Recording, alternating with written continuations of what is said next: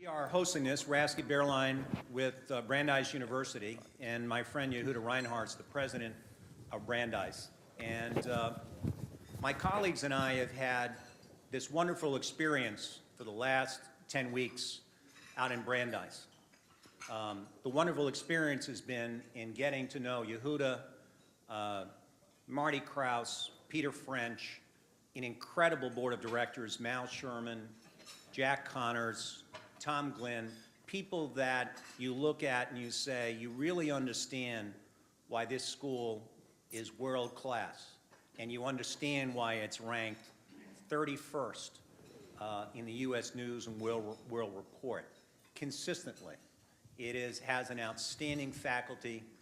I wish those students weren't quite as inquisitive as they have been in the last 8 or 9 weeks, but as Yehuda said, that's what we signed up. So I just want to acknowledge that. For those of you who don't know, Rasky Baerlein, we're a strategic communications public affairs firm in Boston and in Washington. And the crowd here today, for Tom's purposes, really represents a cross-section of the sectors and industries that we work in: healthcare, financial services, energy, and particularly clean tech. I think when we look back on 2008, 2009, we will understand that I think it was a pivotal year, because I think two things happened this year. I think both the market and Mother Nature hit a wall this year. Not just the market. I think Mother Nature hit a wall, and there was actually an interaction between the two. My friend Paul Gilding, who's a great Australian ecologist and writer, calls it the Great Disruption. And I think with good reason. What basically happened this year, I believe, is that we came to realize that we had created a system for raising standards of living that we could not pass on to our kids. And the system, in its simplest term, worked like this. We built more and more stores to sell more and more stuff, which triggered more and more factories in China, which were powered by more and more coal plants, which earned more and more dollars, which went to buy more and more T-bills, which were recirculated back to America to build more and more stores, to sell more and more stuff, powered by more and more factories in China, driven by more and more coal, earning more and more dollars to buy more and more T-bills, recirculated back to America. That was basically the system we had created.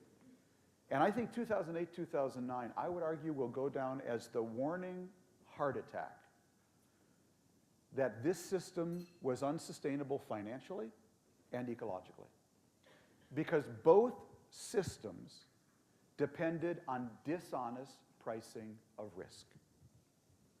This huge credit cycle got to the size it got to, if we just use the example of AIG, by completely underestimating or mispricing risk. AIG was selling insurance on securities at prices which nowhere remotely reflected the true risk of default of those securities, and did so without setting aside the necessary reserves if those securities were to blow up as they did. So AIG is a microcosm of the problem. It privatized the profits, and it socialized all the losses. When the system was working, AIG and its shareholders earned all the profits, and when it blew up, we, the taxpayers, paid the losses. It privatized the gains and socialized the losses. We've been doing exactly the same thing with nature. We have not priced the true risk to ourselves or our kids of putting all this CO2 into the atmosphere. And as we do it, as individuals and companies, we privatize the gains.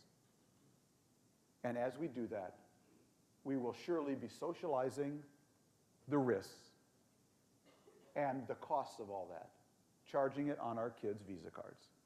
Both systems depended on privatizing gains and socializing losses. And I would argue both systems hit the wall this year at the same time for the same reasons. And we will look back on 2008, 2009, I think, as I say, as the warning heart attack. I think the really big question going forward, and the one really I'm going on leave just to try to answer and think through more clearly for myself, how do you do this? What is the way?